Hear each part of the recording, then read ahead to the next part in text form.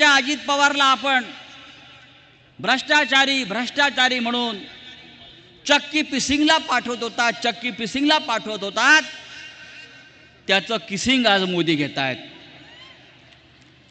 हा मिंदे आणि त्याचे 40 लोक सगळ्यात मोठे भ्रष्टाचारी, त्यांना तुरुंगात टाकायला निघाला होतात.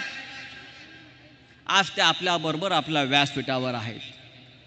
मी नरेंद्र मोदींना विचारू इच्छितो, या देशामध्ये आपण भ्रष्टाचार मुक्त भारत करायला निघाला होतात. आज भ्रष्टाचार हाच तुमचा मंत्र झालेला आहे.